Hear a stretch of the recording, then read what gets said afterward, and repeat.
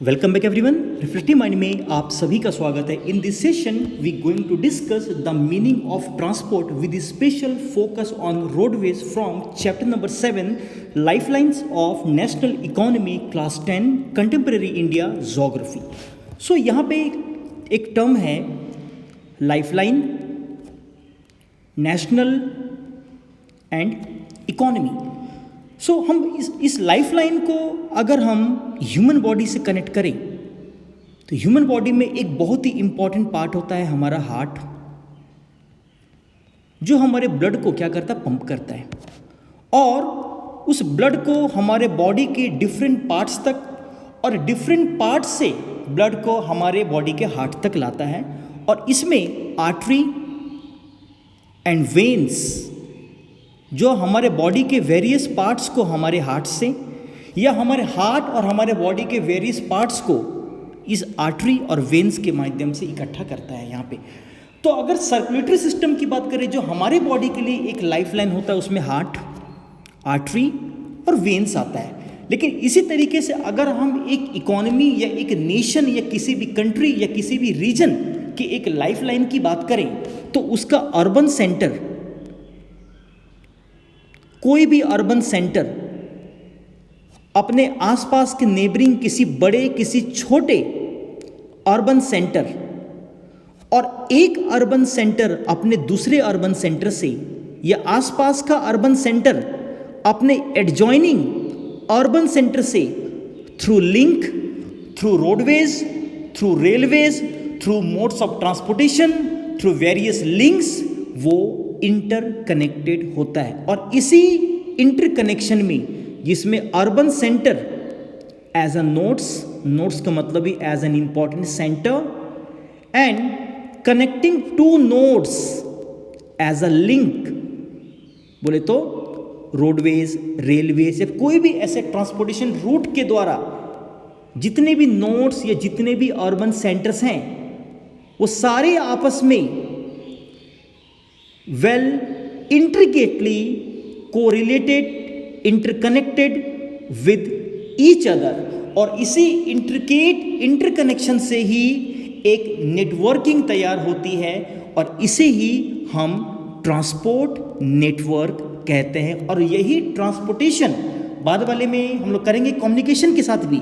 यही ट्रांसपोर्टेशन किसी भी इकोनॉमी या किसी भी नेशनल इकोनॉमी के लिए एक लाइफलाइन होती है। जिस तरीके से हमारी बॉडी में हार्ट का, आर्टरी का, वेन्स का as a circulatory system lifeline दिखता है, उसी तरीके से किसी भी कंट्री के इकोनॉमी को बूस्टअप करने में उसके रोड नेटवर्क, उसके नोड्स का, उसके लिंक का, उसके वेरियस ट्रांसपोर्टेशन रूट का एक बड़ा important role as a lifeline हमें दिखता है। तो यहाँ पे सबसे पहला सवाल आपसे पूछा जा सकता है कि रोड नेटवर्क और the transportation act as a lifeline of national economy justified. 2 marker में या 3 मार्कर क्वेश्चन में आपसे बोर्ड एग्जाम में ये सवाल पूछा सकता है कि कैसे ट्रांसपोर्टेशन नेटवर्क किसी भी इकोनॉमी के लिए एज अ लाइफलाइन है। एग्जाम्पल के द्वारा आप इसे जस्टिफाई करें। We use different materials and services in our daily life. हम अपने डेली लाइफ में डिफरेंट प्रकार के मटेरियल्स का, चाहे वो साबुन हो, चाहे वो तेल हो, चाहे वो डिफरेंट प्रकार के प्रोडक्ट्स हो और डिफरेंट प्रकार की सर्विसिंग, चाहे वो बार्बर की बात करें, चाहे हम एक टेलीकम्युनिकेशन की बात करें या और भी, चाहे वो टीचर की बात करें, प्रोफेसर्स की बात करें, बिजनेस प्रोफेशनल्स की बात करें, हम उनकी सर्विसेज अपने डे टू डे लाइफ में यूज़ करते हुए दिखते हैं। Some of these are available in our immediate surroundings while other requirements are met by bringing things from other place। इसमें से कुछ लोग ऐसे होते हैं, कुछ गुड्स ऐसे होते हैं जिसकी अवेलेबिलिटी हमारे आसपास में होती है, लेकिन जिनकी अवेलेबिलिटी हमारे आसपास में नहीं होती है हम उसे किसी दूसरे जगह से हम उसे किसी तरीके से मैनेज करके हम उसे अपने डे टू डे लाइफ का एक नेसेसरीली पार्ट बनाते हैं। Goods and services do not move from supply locals to demand locals on their own। अगर कोई भी गुड्स, अगर मैं बोलूं कि एक है सप्लाई और एक है डिमांड, एक जगह पे अगर किसी चीज़ का प्रोडक्शन हो रहा है, चाहे वो फैक्ट्री या फार्म में गुड्स का हो, चाहे वो नॉलेज का यूज़ करके इंटेलेक्चुअल के द्वारा सर्विसेज का हो, उसे एक जगह से दूसरी जगह भेजना होता है, चाहे वो ट्रांसपोर्ट का यूज़ करके गुड्स को भेजे, चाहे वो कम्युनिकेशन का यूज़ करके सर्विसेज को भेजे, वो अपने आप नहीं जा सकता है। और यहीं पे हमें ट्रांसपोर्ट एंड कम्युनिकेशन का मीनिंग और उसकी ज़रूरत हमें अच्छे से महसूस होती है। The movement of this goods and services from their supply locations to demand locations necessitates the need for transport. अगर मैं बोलूँ कि ए पे अगर गुड्स का प्रोडक्शन हो रहा है और बी जगह पे उसका प्रोडक्शन नहीं है बट उसका डिमांड है, तो ए से बी जगह पे उसे ले जाने के लिए, भेजने के लिए ट्रांसपोर्ट नेटवर्क का डेवलप होना एज ए ट्रांसपोर्टेशन एक मिनिमम शर्त है। Some people are engaged in facilitating these movements, they are known as traders. अब देखिए यहाँ पे काम वर्ड आ रहा है ट्रेडर्स। तो ट्रेडर्स का मतलब है ट्रेडिंग, और ट्रेडिंग का मतलब ये होता है कि किसी भी गुड्स का जो सेलिंग और जो बाइंग मैकेनिज्म है, सेलिंग और बाइंग मैकेनिज्म, कोई अगर बेच रहा है और कोई अगर उसे खरीद रहा है, इसे ही ट्रेडिंग कहते हैं। और इसे सेलिंग और बाइंग बोले तो सेलर और बायर्स के प्रोसेस को हैंडल करने वाले ही क्या कहलाते हैं? ट्रेडर्स कहलाते हैं। They are known to be traders who make the products come to the consumer by transportation. तो कोई भी अगर गुड्स की बात करें, वह किसी भी कंज्यूमर के लिए available by the process of transportation के द्वारा ही हो रहा, अगर उस जगह पे उस पर्टिकुलर गुड्स का प्रोडक्शन अगर नहीं है। Thus the pace of development of a country depends upon the production of goods and services as well as their movement over space. अब यहाँ पे समझना है कि अगर कंट्री के डेवलपमेंट या उसके पेस के या उसकी स्पीड की बात करें, तो सिर्फ जिस जगह पे गुड्स का प्रोडक्शन हो रहा है या सर्विसेज का प्रोडक्शन हो रहा है, सिर्फ उस जगह से नहीं होता है। जिस जगह पे गुड्स का प्रोडक्शन है, सर्विसेज का प्रोडक्शन है, और उस जगह से उसे ट्रांसपोर्ट करके, उसे सर्विसेज एज ए कम्युनिकेट करके उस जगह पे भी भेजा जाता है। तो जहां पे प्रोडक्शन है और जहां पे उसकी डिमांड है बट उसकी प्रोडक्शन नहीं है, इन सभी के द्वारा कंट्री के डेवलपमेंट को हम इंटीग्रेटली या इंट्रिकेटली हम यहाँ पे समझ सकते हैं। Therefore efficient means of transport and are prerequisites for fast development. अब देखिए खुद ही अपने आप पे यहाँ पे एक सवाल यहाँ पे बन सकता है कि efficient means of transportation are the prerequisites for fast development. Fast development के लिए बेहतर ट्रांसपोर्टेशन मीडियम का डेवलप होना एक पूर्व शर्त है। एग्जाम्पल के द्वारा और बेहतर लॉजिक के द्वारा या प्रोप्रिएट लॉजिक के द्वारा आप इसे जस्टिफाई करें। ये भी एक इंपॉर्टेंट क्वेश्चन की कैटेगरी में आता है। यहाँ पे movement of this goods and services can be over 3 important domains of our earth. आप लोगों ने क्लास 6 में पढ़ा था 3 different domains of earth, atmosphere, hydrosphere and the lithosphere. बोले तो एयर, बोले तो वाटर एंड बोले तो लैंड। तो यहाँ पे 3 डिफरेंट टाइप्स ऑफ अर्थ के रियल्म्स या डोमेन्स के आधार पे हम उसे 3 डिफरेंट पार्ट में land, water and finally air. अगर आप लैंड में देखें तो लैंड में फर्दर हमें डिफरेंट कैटेगरीज यहाँ पे देखने के लिए मिलती हैं, जैसे रोडवेज, रेलवेज, पाइपलाइंस। वाटर की बात करें तो वाटर में जो ज़मीन से घिरे हुए लेक्स का यूज़ करके, कैनल्स का यूज़ करके, रिवर का यूज़ करके, इनलैंड वाटरवेज, और अगर सी के द्वारा या ओशन रूट के द्वारा हो तो ओवरसीज। अगर एयर में देखें तो अगर एक कंट्री से दूसरे कंट्री में जाना हो दैट विल बी इंटरनेशनल, और एक कंट्री के एक पार्ट से उसी कंट्री के दूसरे पार्ट में जाना हो so that will be domestic. अगर हम बोलें इसमें अगर पब्लिक कंपनी या गवर्नमेंट की कंपनी होगी तो उसे बोलेंगे पीएसयू या पब्लिक सेक्टर अंडरटेकिंग्स बोलेंगे, और अगर वो प्राइवेट की होगी तो उसे बोलेंगे प्राइवेट एयरलाइंस। अब एयर में एक कैटेगरी पैसेंजर्स की भी हो सकती है और एक कैटेगरी गुड्स बोले तो फ्रेट या कार्गो की भी हो सकती है। So they all are the means of transportation based on the 3 domains of our earth, land, water and air. यहाँ पे आगे देखें, for a longer time trade and transport were restricted to a limited space. अगर बहुत लंबे समय से देखें, जब हम उतने सभ्य नहीं थे, जिस दौरान बहुत सारे रीजनल अंपायर्स थे, उनके बीच में एक बेहतर रिलेशंस नहीं थे, तो लंबी दूरी के ट्रेड और ट्रांसपोर्ट उतने अच्छे तरीके से मूवेबल या उतने अच्छे तरीके से परमिसेबल नहीं थे। In short they were restricted. With the development of science and technology, the area of influence of trade and transport expanded far and wide. अब देखिए यहाँ पे सिर्फ एक कारण रीजनल बैरियर्स ही नहीं थे, बहुत सारे फिजियोग्राफिक, बहुत सारे जोग्राफिकल हर्डल्स, ऑब्स्टेकल्स भी रहे, लेकिन साइंस एंड टेक्नोलॉजी में डेवलपमेंट आने के साथ साथ हमने इसे और ज़्यादा एक्सपेंड किया और ट्रेड एंड ट्रांसपोर्ट को और ज़्यादा हमने बढ़ाया भी। Today the world has been converted into a large village with the help of efficient and fast moving transportation. ये भी अपने आप में एक बहुत ही important हॉट्स के कैटेगरी का क्वेश्चन है कि in the modern time the whole world has been converted into a large village with the help of efficient and fast moving transportation. आधुनिक समय में पूरा का पूरा जो वर्ल्ड है एक लार्ज विलेज में एफिशिएंट और फास्ट मूविंग ट्रांसपोर्टेशन साधनों के इंटीग्रेटेड डेवलपमेंट के कारण संभव हो पाया है।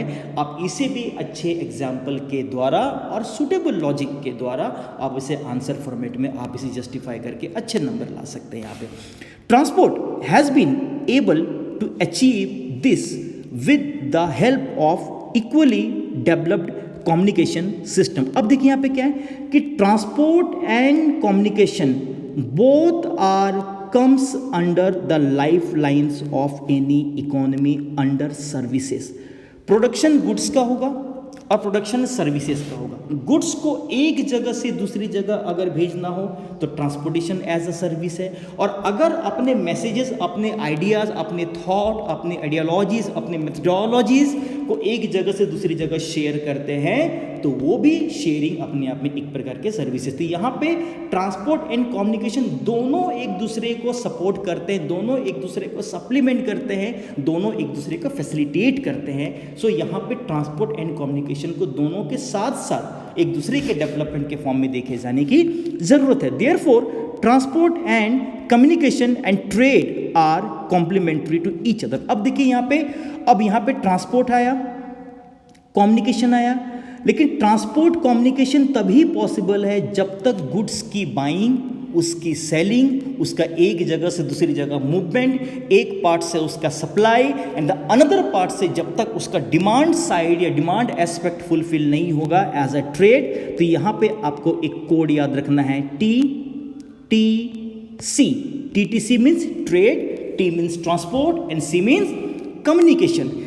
Today, India is well linked with the rest of the world despite its vast size, diversity and linguistic and socio-cultural plurality. अब देखिए यहाँ पे क्या है, इंडिया वर्ल्ड का second most populous nation after China और वर्ल्ड का in terms of area 7th most largest area wise हमें कंट्री दिखता है, जिसमें north to south from Kashmir to Tamil Nadu and from east Arunachal to west Gujarat तक हमें ह्यूज डाइवर्सिटी इधर फिजियोग्राफिकली, इकोनॉमिकली और हमें अदर सोशियो कल्चरल आस्पेक्ट, भाषा के लेवल पे देखें, लिंग्विस्टिक लेवल पे देखें, और हमें यहाँ पे एक सिंगुलरिस्टिक फीचर कम, हमें यहाँ पे प्लूरलिस्टिक या diversified feature with in unite feature, unity in diversity हम जिसको कह सकते हैं, वो हमें ज़्यादा दिखता है। Railways, airways, waterways, newspaper, radio, television, cinema and internet have been contributing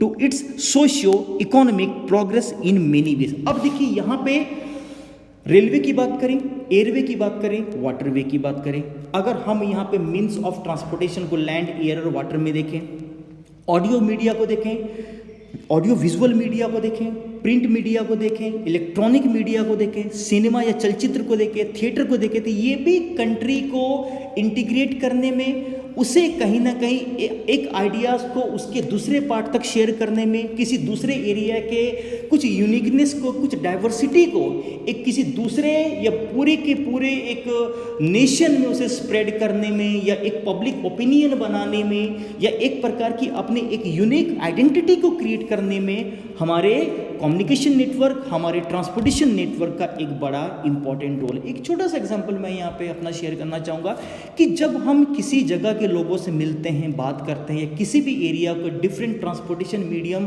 का यूज़ करते हुए हम उसे एक्सेस करते हैं, हम उसे एक्सप्लोर करते हैं, तो हम उस एरिया को जानते हैं, वहाँ की जोग्राफी को जानते हैं, वहाँ की भाषा को जानते हैं, और सबसे बड़ी बात हम उसके कल्चर से अपने आप को क्या करते हैं, फैमिलियर कराते हैं, या उस कल्चर के प्रति हम अपनी फैमिलियरिटी को क्या करते हैं, डेवलप करते हैं, या यूं कराते हैं। यहाँ पे have been contributing the traders from local to international levels have added to vitality of its economy, it has enriched our life and added substantially to growing amenities and facilities for the comforts of life.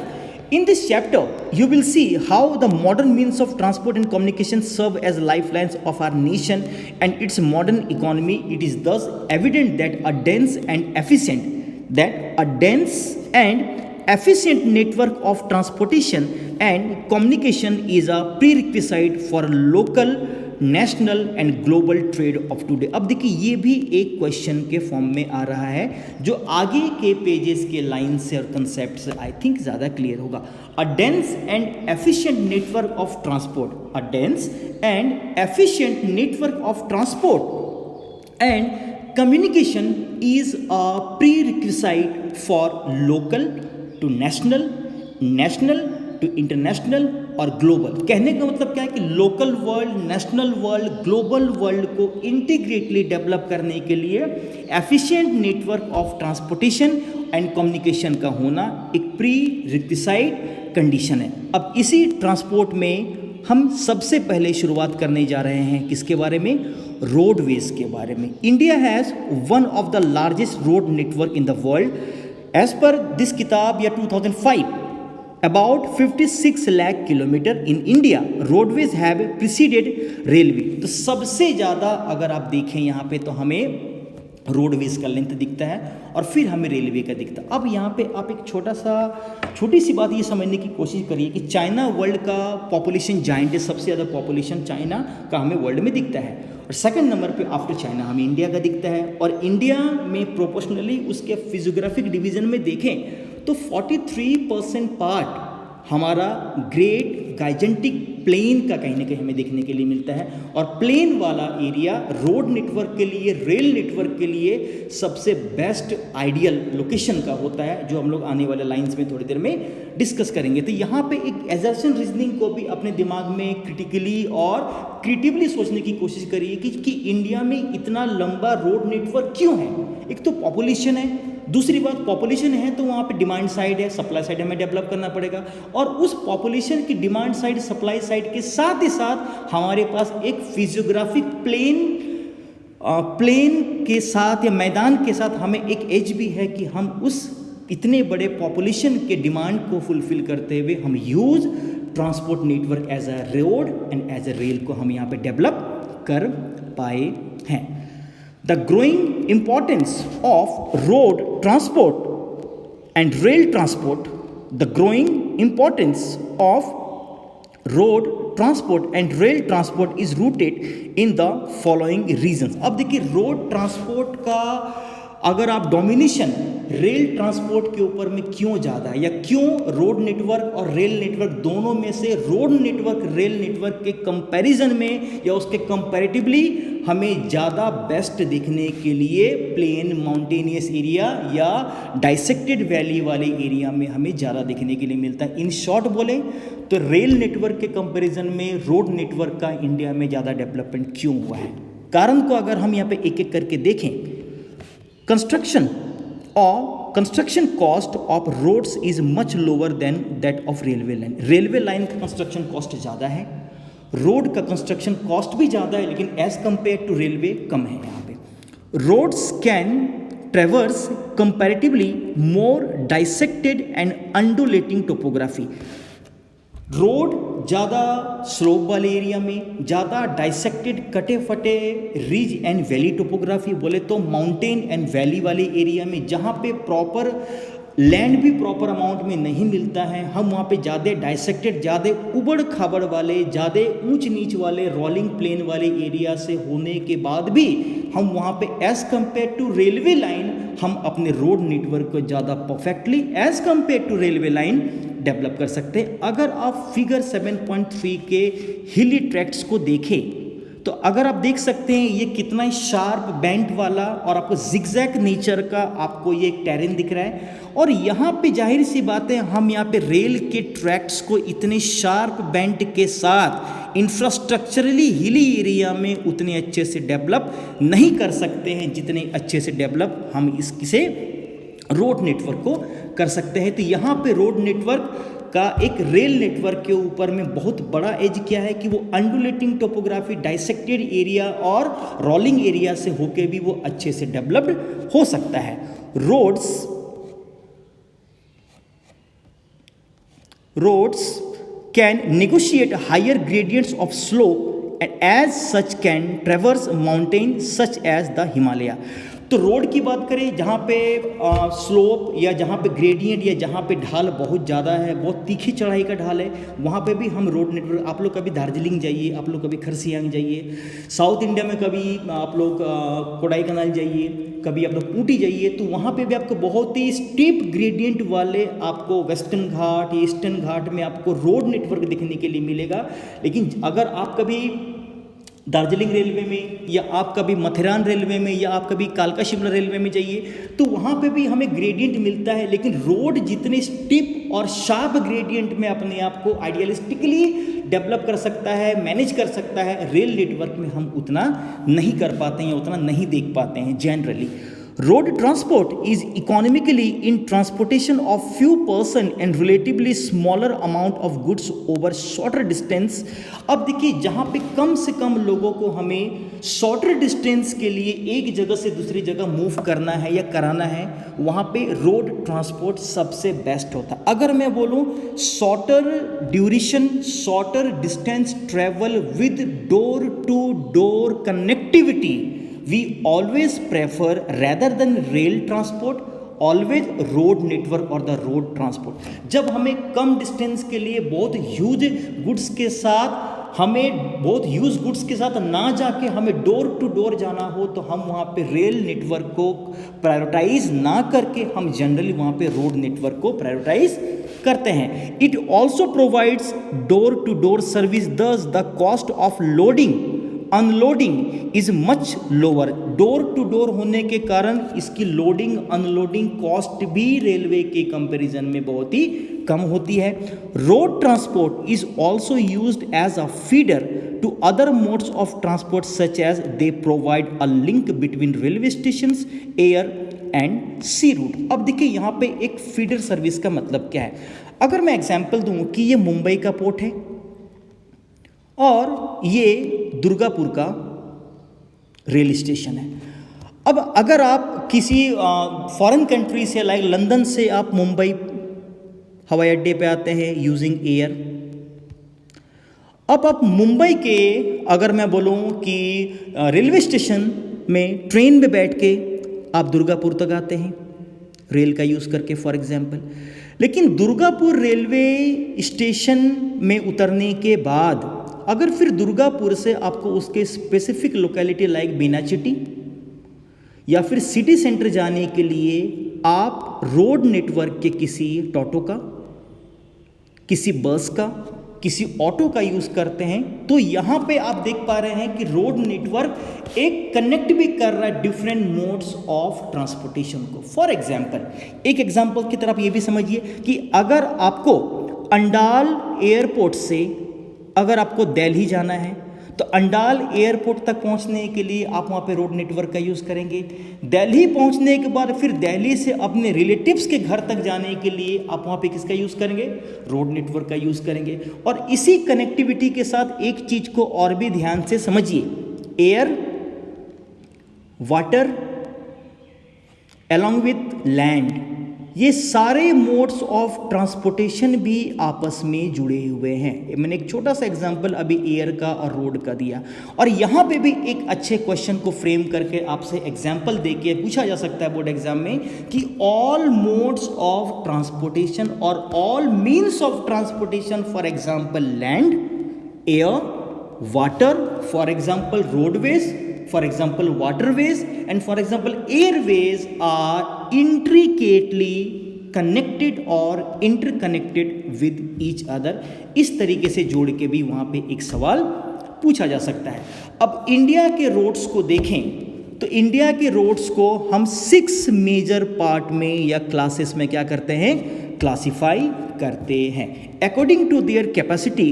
Look at the map of the national highway and find out about the significant role played by these road। तो India के road network को हम कितने major parts में, 6 major parts में या classes में क्या करते हैं, क्लासिफाई करते हैं। इसमें जो सबसे पहली कैटेगरी है, this is golden quadrilateral super highway national highway network. तो गोल्डन क्वाड्रिलेटरल में यहाँ पे 3 मेजर पार्ट आपको दिखेगा।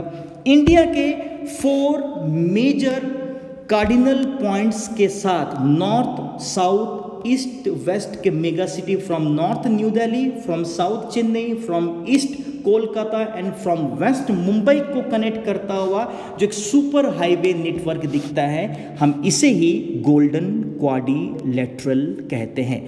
और इसी गोल्डन क्वाड्रिलेटरल के साथ साथ जहाँ पे 6 लेन सुपर हाईवे नेटवर्क दिखता है, इसमें 2 और network, north south corridor from Srinagar Jammu Kashmir to Kanyakumari Tamil Nadu and from Silchar Assam to Porbandar Gujarat तक हमें नॉर्थ साउथ कॉरिडोर और ईस्ट वेस्ट कॉरिडोर, हम इसे भी golden quadrilateral super highway project के तहत ही रखते हैं। और यहाँ पे एक बात आपको ध्यान देना है, एटलस में जाके इसे देखना भी है कि north south corridor and east west corridor दोनों के एक दूसरे को इंटरसेक्ट यूपी के झांसी जिले में हमें करता हुआ दिखता है। The major objective of these super highway to reduce the time and distance between the mega cities of India। इसका मतलब क्या है कि इस golden quadrilateral super highway network के द्वारा हम एक हडल फ्री, हम एक hassle free, fast flowing connectivity mega cities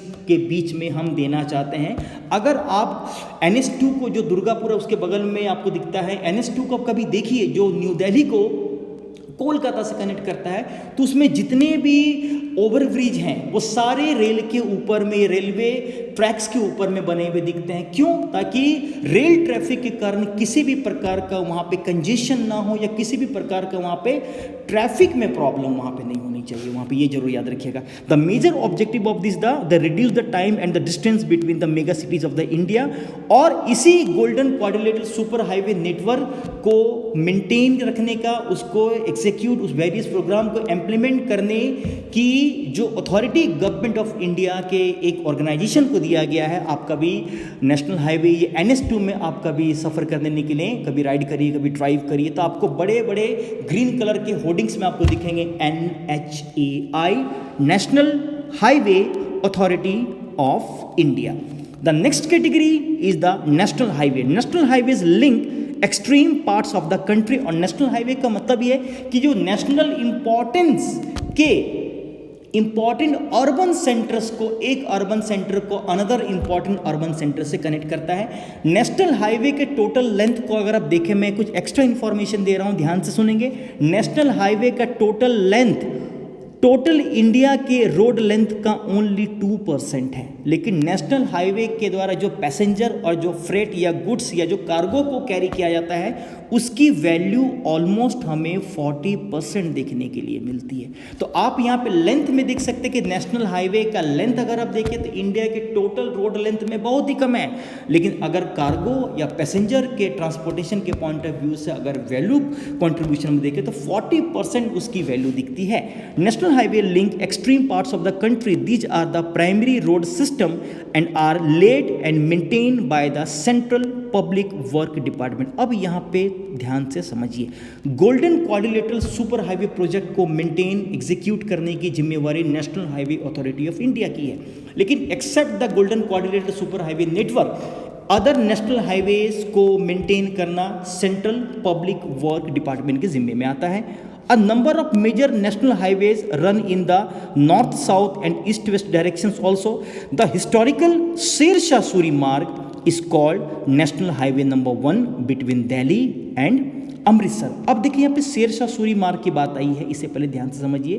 SS मार्ग, एसएस मार्ग शेरशाह सूरी ने इसे बनाया था, जो पाकिस्तान के पेशावर को अगर पहले के टाइम पे देखें इंडिया के कलकत्ता से जोड़ता था, लेकिन पाकिस्तान के अलग होने के बाद इंडिया के अमृतसर, बोले तो पंजाब की जगह को, वेस्ट बंगाल के कोलकाता से कनेक्ट करता है. इसके फर्दर 2 डिवीजन्स हैं. Amritsar to New Delhi is NH1 and New Delhi to Kolkata NH2. So the Sher-Shah Suri Marg, also called the Grand Trunk Road, NH1 and NH2, both are combinedly called Sher-Shah Suri Marg or Grand Trunk Road. NH1 from Amritsar to New Delhi and NH2 from New Delhi to Kolkata. Next one, figure 7.2 में आप Ahmedabad Vadodara expressway को देख पा रहे हैं यहाँ पे. Third one, the state highway roads linking a state capital with different district headquarters are known as the state highway. जो किसी एक स्टेट के एडमिनिस्ट्रेटिव कैपिटल को उसके वेरियस इंपॉर्टेंट कमर्शियल सेंटर से कनेक्ट करता है, they are called the state highways.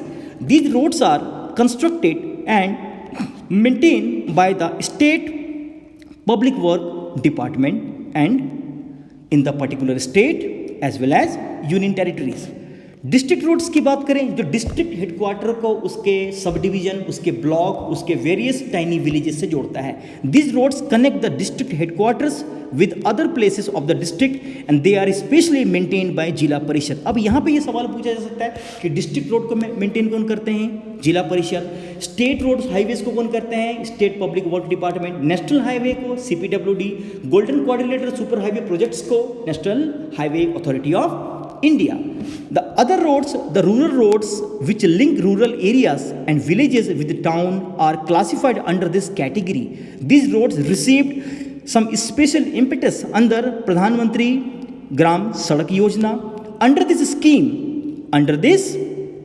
scheme, special provisions are made so that every village in the country is linked to a major town in the country by an all season motorable road. अब देखिए यहाँ पे एक सवाल आ सकता है कि प्रधानमंत्री ग्राम सड़क योजना किस रोड कैटेगरी या क्लास में आता है? अदर रोड्स में आता है.